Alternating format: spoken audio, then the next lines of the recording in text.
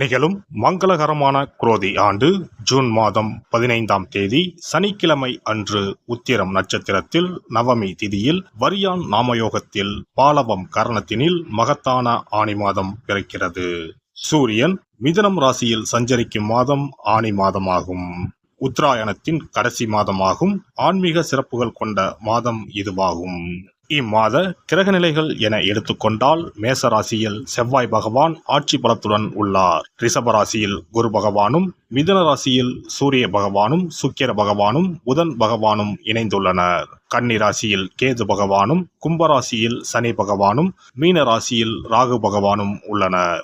இம்மாத கிரக பெயர்ச்சி என பார்த்தால் ஆனி மாதம் 15ஆம் தேதி மிதுன ராசியில் ஆட்சி பலம் பெற்ற புதன் பகவான் கடகராசிக்கு பெயர்ச்சியாகிறார். ஆனி மாதம் 16ஆம் தேதி சனி பகவான் வக்கர பெயர்ச்சி அடைகின்றார். ஆனி மாதம் 23ஆம் தேதி சுக்கிர பகவான் கடகராசிக்கும், ஆனி மாதம் 28ஆம் தேதி செவ்வாய் பகவான் மேசராசியில் இருந்து ரிஷபராசிக்கும் பெயர்ச்சி அடைகின்றனர். இந்த கிரக அமைப்பினால் உங்கள் வாழ்வில் இம்மாதம் ஏற்படக்கூடிய மாற்றங்கள் என்னென்ன என்பதனையும், ஏதாவது அசுப பலன் ஏற்பட்டால் ராசிக்காரர்கள் செய்ய வேண்டிய பரிகாரம் என்ன என்பதனை பற்றியும் காண்போம். வாழ்க்கையை குறிக்கோளுடன் நடத்தி வெற்றி காணும் மேசராசி அன்பர்களே, இந்த ஆனி மாதத்தில் மனோதிடம் அதிகரிக்கும். அதே வேளையில் அதிர்ஷ்ட வாய்ப்புகள் கைகூடி வரும். பணவரவு நன்றாக இருக்கும். அடுத்தவர்களுக்காக உதவி செய்வது மற்றும் அவர்களுக்காக பரிந்து பேசுவது போன்றவற்றை செய்யும் போது கவனம் தேவை. இல்லை என்றால் வீணான அவச்சொல் வாங்க நேரலாம். தொழில் வியாபாரம் ஏற்றம் தரும் வகையில் இருக்கும். வியாபாரம் தொடர்பான சிறு பிரச்சனைகள் தோன்றி மறையும். உங்களது பொருட்களை வாடிக்கையாளர்களுக்கு அனுப்பும் போது அவை போய் சேர்ந்தனவா என்று கண்காணிப்பது நல்லது. உத்தியோகத்தில் இருப்பவர்கள் சக ஊழியர்களுடன் கவனமாக பேசி பழகுவது நல்லது. வேலை தொடர்பான வீண் அலைச்சல் உண்டாகலாம். கடித போக்குவரத்தால் அனுகூலம் ஏற்படும். குடும்பத்தில் இருப்பவர்களை அனுசரித்து செல்வது நல்லது. வீண் பேச்சுக்களை தவிர்ப்பதும் நன்மை தரும். கணவன் மனைவிக்கு இடையே இருந்த பூசல்கள் நீங்கும். பிள்ளைகளிடம் நிதானமாக பேசுவது நல்லது. உறவினர்கள் நண்பர்களிடம் இருந்து வந்த பூசல்கள் அகலும். பெண்களை பொறுத்தவரை இம்மாதம் எதை பற்றியும் அதிகம் யோசித்து மனதை குழப்பிக் கொள்ளாமல் இருப்பது நன்மை தரும். வரவும் செலவும் சரியாக இருக்கும். கலைத்துறையினருக்கு நன்மைகள் நடக்கும் காலகட்டம் இதுவாகும். எந்த காரியத்திலும் அவசரம் காட்டத் தோன்றும். நிதானமாக செய்தால் வெற்றி நிச்சயம். வீண் வாக்குவாதங்களை தவிர்ப்பது நன்மை தரும். அரசியல் துறையினருக்கு எதிர்காலம் தொடர்பாக அவசர முடிவுகள் எடுப்பதை தவிர்த்து தீர ஆலோசித்து எதிலும் ஈடுபடவும். மாணவர்கள் கல்வி பற்றி அதிகம் கவலைப்படாமல் பாடங்களை நன்கு படிப்பது நல்லது. நட்சத்திர பலன்கள். அஸ்வினி நட்சத்திரம். இந்த மாதம் தங்களது முழு திறமைகளையும் காட்டினால் மட்டுமே நீங்கள் எடுத்த காரியங்களில் வெற்றி பெற முடியும். வெளியூர் பயணங்கள் செல்ல நேரலாம். ஒரே நேரத்தில் பலவிதமான வாய்ப்புகள் வந்து சேரும் போது தகுந்த ஆலோசனைகளை மேற்கொண்டு முடிவுகளை எடுப்பது நல்லது. பரணி நட்சத்திரம். இந்த மாதம் எதிர்பார்த்த காரியங்கள் திருப்திகரமாக நடக்கும். நெருக்கடியாக இருந்த பிரச்சனைகள் அனைத்தும் நீங்கும். பணவரத்து அதிகரிக்கும். திட்டமிட்ட காரியங்களை சிறப்பாக செய்து முடிப்பீர்கள். பயணங்களும் அவற்றால் ஆதாயமும் உண்டு. சொன்ன சொல்லை காப்பாற்ற பாடுபடுவீர்கள். கார்த்திகை நட்சத்திரம். இந்த மாதம் மற்றவர்கள் மேல் இரக்கம் ஏற்படும். நீண்ட நாட்களாக இருந்த பிரச்சனைகள் தீரும். குடும்பத்தில் குதூகலமான சூழ்நிலை காணப்படும். கணவன் மனைவிக்கு இடையே நெருக்கம் அதிகரிக்கும். பிள்ளைகள் மூலம் பெருமை சேரும். உறவினர்கள் மத்தியில் மதிப்பும் மரியாதையும் கூடும். வீடு கட்டும் வாய்ப்பு கைகூடி வரும். செவ்வாய்க்கிழமை அன்று விரதம் இருந்து கந்த சஷ்டி கவசம் படித்து முருகனை வணங்கி வர எல்லா நன்மைகளும் உண்டாகும். சிறப்பு தொகுப்பு. கழுத்தை நெரிக்கும் கடன் பிரச்சனையால் கஷ்டப்படுபவர்களுக்கு எளிய பரிகாரங்கள் உள்ளன. ருண, ரோக, சத்ரு இந்த மூன்றுமே மனிதர்களை வெல்லக்கொள்ளும். அதிலும் கடன் பிரச்சனை கவலையை ஏற்படுத்தி மனிதர்களை கலங்க வைத்துக் கொள்ளும்.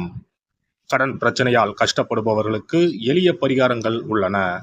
இந்த எளிய பரிகாரங்களை நம்பிக்கையோடு செய்தால் நிச்சயம் பலன் கிடைக்கும். ஒருவரின் ஜாதகத்தில் 6ஆம் இடம் கடன் ஸ்தானத்தை குறிக்கும். கடன் பிரச்சனையால் இன்றைக்கு பலரும் தற்கொலை செய்து கொள்கின்றனர். சக்கரத்தாழ்வார் அருள் இருந்தால் கண்டிப்பாக கடன் பிரச்சனைகள் நீங்கும். பெருமாள் கோவிலுக்கு சென்று சனி மற்றும் புதன் கிழமைகளில் சக்கரத்தாழ்வார் சன்னதியில் துளசி மாலை சாற்றி 12 முறை வலம் வர வேண்டும். ஒவ்வொரு முறை வலம் வரும் பொழுதும் கடன் தீர்வதற்கு மனமுருக நம்பிக்கையோடு வேண்டிக் கொள்ள வேண்டும். தொடர்ந்து 12 வாரங்கள் செய்தாலே கடன் பிரச்சனை தீர்ந்து மன நிம்மதி ஏற்படும். மேசராசியில் பிறந்தவர்கள் தயிரை கொண்டு இனிப்பு பலகாரம் செய்து ஒவ்வொரு வெள்ளிக்கிழமையும் மாலை வேளையில் பசுவுக்கு கொடுத்து வர கடன் பிரச்சனைகள் தீரும். விருச்சிக ராசியில் பிறந்தவர்கள் ஞாயிற்றுக்கிழமை அன்று லட்சுமி நரசிம்மருக்கு காய்ச்சிய பசும்பால் அல்லது பானகத்தை பிரசாதமாக வைக்க வேண்டும். 48 நாட்கள் இந்த பூஜையை செய்தால் கடன் தொல்லையில் இருந்து விடுபடலாம். ரிஷபராசியில் பிறந்தவர்கள் ஜவ்வரிசி கொண்டு இனிப்பு தயாரித்து அதை வெள்ளிக்கிழமையன்று பசுவிற்கு மாலை வேளையில் கொடுத்து வர கடன்கள் அடைந்து சுகம் பெறலாம். துலாம் ராசிக்காரர்கள் பசும்பாலை சுக்கிர ஓலையில் வில்வ மரத்திற்கு ஊற்றவும். 24 வெள்ளிக்கிழமை செய்திட நிச்சயமாக கடன் தீரும். வெள்ளிக்கிழமையில் அரச மரத்தடி விநாயகருக்கு அகலில் 11 தீபமும் 11 முறை வலம் வந்தும் வழிபட்டால் கடன் தீரும். மிதுன ராசிக்காரர்கள் தினசரி சிறிது தயிர் சேர்த்து குளித்து வரவும். கடன்கள் நீங்கும். மாலை வேளையில் சூரிய தரிசனம் அஸ்தமனத்துக்கு முன் செய்து வரவும். கன்னி ராசிக்காரர்கள் சனிக்கிழமைகளில் உளுந்து வடை தானம் செய்யவும். அதை நீங்கள் உண்ணக்கூடாது. மேலும் துளசிக்கு தினசரி நீர் வார்த்து ஒரு மண் அகலில் நல்லெண்ணெய் விளக்கேற்றி வைக்க ருண நிவாரணம் பெறலாம். கடகராசிக்காரர்கள் ஒவ்வொரு ஞாயிறும் சிறிது வெள்ளக்கட்டியை ஓடும் நீரில் விடவும். கடன்கள் வெள்ளம் போல கரைந்துவிடும். சிம்ம ராசியில் பிறந்தவர்கள் ஒவ்வொரு சனிக்கிழமையும் அரச மரத்தடியில் மண் அகலில் நல்லெண்ணெய் ஊற்றி கருப்பு திரி கொண்டு 8 விளக்குகள் ஏற்றி வர கடன்கள் அழிய வழி பிறக்கும். மகர ராசிக்காரர்கள் சனிக்கிழமைகளில் எள்ளுருண்டை செய்து பலருக்கு தானமாய் கொடுத்து வர கடன் தொல்லைகள் நீங்கும். கும்பராசிக்காரர்கள் வியாழன் மாலை 6 மணிக்கு குங்குமப்பூ சேர்த்த பாதாம் கீர் செய்து மகா விஷ்ணுவுக்கு நிவேதனம் செய்து முதலில் தான் அறிந்துவிட்டு பின்பு மற்றவருக்கும் தானமாய் கொடுத்து வர கடன்கள் மலமளவென அடைபடும். தனுசு ராசிக்காரர்கள் செவ்வாய்க்கிழமைகளில் ஆலய பணிகளுக்கு செங்கல்கள் முடிந்த அளவு வாங்கி கொடுக்க கடன்கள் அடைந்து நிம்மதி பெறலாம். மீன ராசிக்காரர்கள் செவ்வாய்க்கிழமை அன்று மதியமோ இரவோ நோயாளிகளுக்கு சப்பாத்தியை தானமாக கொடுத்து வர கடன்கள் வேகமாக அடைய ஆரம்பிக்கும். குறைந்தது 9 சப்பாத்திகள் கொடுப்பது நல்லது. செவ்வாய் பகவானை மனதார நினைத்துக் கொள்வது நலம் தரும். பௌர்ணமி நாளில் குலதெய்வத்திற்கு படையலிட்டு வழிபடுவது சிறப்பு. குலதெய்வ படம் இல்லாதவர்களும் குலதெய்வம் பற்றி தெரியாதவர்களும் 5 முக குத்து விளக்கை பூஜை அறையில் ஏற்றி வைத்து படையல் போட்டு கற்பூர ஆரத்தி காட்டி கடன் பிரச்சனை நீங்க மனதார வேண்டிக் கொள்ளலாம். இவ்வாறாக 9 பௌர்ணமிகள் விடாமல் இந்த பரிகாரம் செய்ய கடன் தொல்லைகள் எளிதாக தீர்ந்துவிடும். கடன் தீர்வதற்கான வழிகளும் கிடைக்கும்.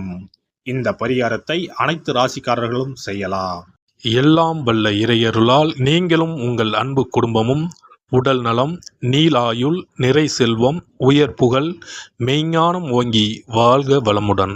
இந்த வீடியோ பதிவு உங்களுக்கு பிடித்திருந்தால் லைக் பண்ணுங்க, கமெண்ட் பண்ணுங்க, ஷேர் பண்ணுங்க, மறக்காம சப்ஸ்கிரைப் பண்ணுங்க, பக்கத்துல இருக்கிற பெல் பட்டனை கிளிக் பண்ணுங்க. நன்றி, வணக்கம். ஓம் நமச்சிவாய. சிவாய நம.